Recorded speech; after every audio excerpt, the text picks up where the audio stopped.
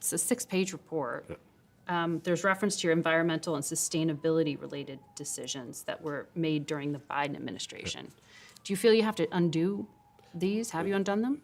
A lot of them have been undone or made more precise because the interpretation wasn't actually what went on. So if you read the website, you could say, oh, they're doing this, and the reality was that's not what was never was intended. And so we don't debank anybody for religious or political reasons. We made the policies clearer so people could see it. We welcome all the input from the banking regulators and others, and we'll look at anybody who feels believe me, people who thought they were closed for reasons that they couldn't understand. We've looked at that probably, because customers can come to our company and say, you closed my account, why? And we can tell them.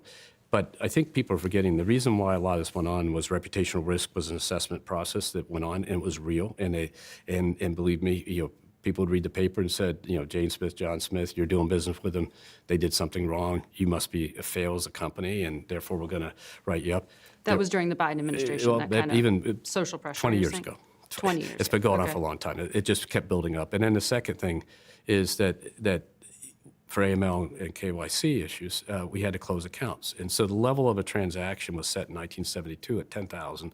And you have two things. If it goes above that, you have to report on it. If it goes multiple ones close to that hasn't been changed since 1972. That number would be 80,000 today. So what we thought was material then. In terms of like suspicious transactions. Yeah, and so there's a lot of overwork here that we're trying to, if they get those regulations right, that will be very helpful. So there's sort of the ESG side of it. Those things I think a lot of us fixed and made sure they're based on risk and real facts and stuff, because this was going on far before the new administration came in, frankly, in states and other places. There is the question of getting the AML KYC letter, and then the reputational risk, which to the credit of the current federal bank regulators, they've taken that off the table. Because there really aren't that many points of agreement these days between Wall Street and the White House. Yeah. But this issue, the president himself really dug into, and he said that Bank of America declined to open new accounts for him and his family after his first term in office. Do you think you've patched things up? I mean, do you know what he's talking about? I wouldn't talk about client relationships with anybody, but we bank everybody. He said it on television about you. I know that. People, if I had a nickel for everything everybody said about me on television, it was, I'd be rich. So in the end of the day, we bank everybody. We have 125,000 religious organizations. We have 70 million consumers.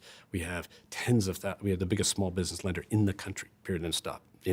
And so the idea that we toss people out, it's just not true. So I won't get into an individual customer and their points of view. But look, some of these policies we were pushed to places that we've been able to bring back to the center, and America ought to feel good about that. Mm-hmm. And you think the things are copacetic now? Yeah. You put this behind you with the White House? Yeah.